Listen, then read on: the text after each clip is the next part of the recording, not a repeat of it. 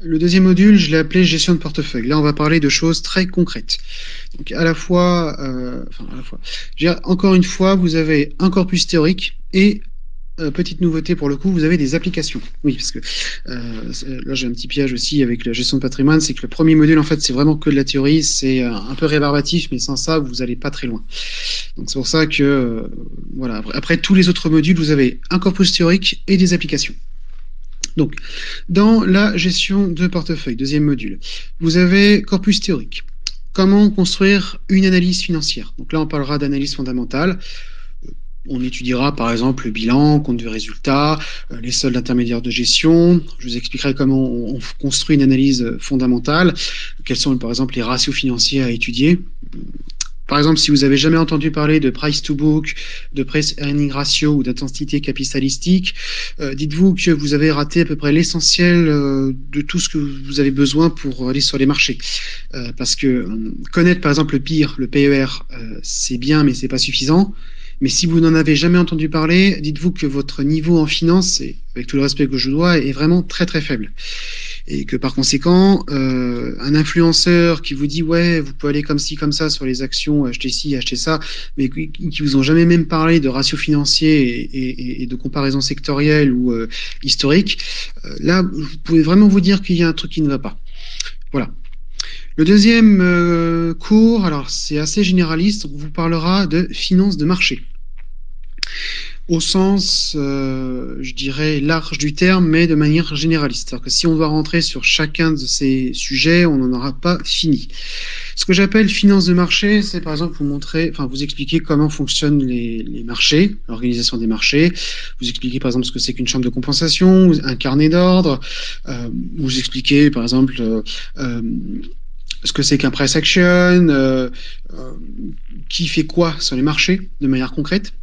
Vous expliquez que sur les marchés, vous pouvez à la fois vous couvrir sur un risque, c'est-à-dire ce que font la plupart des banques et des institutionnels, ou à la fois être risk taker, c'est-à-dire vous êtes sur les marchés pour spéculer, mais vous prenez le risque, tout simplement. Vraiment vous expliquer la finance de marché, mais vous donner une vision d'ensemble. Après, pour ceux qui auraient des questions, évidemment, je répondrai de manière plus précise, plus détaillée sur ces sujets-là.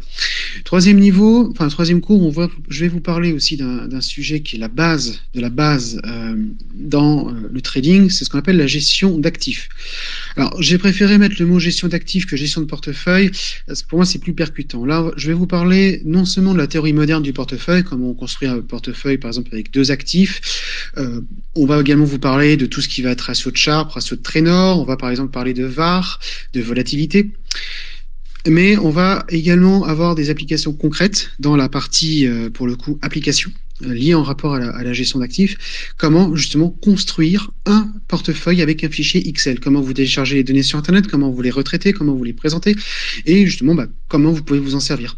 Construire une VaR, construire un tableur de volatilité, faire une Monte Carlo ou des simulations. Alors, évidemment, on n'ira pas excessivement loin. Je ne vais pas vous donner les dernières nouveautés des salles de marché, des trucs complètement pétés en termes de construction, mais l'idée c'est de vous donner, je dirais, la base sur la gestion d'actifs, des outils qui vous permettront de survivre et de comprendre ce qui se passe, de ne pas vous précipiter de manière éhontée sur les marchés en achetant quelque chose et en sachant pas ce que vous avez fait.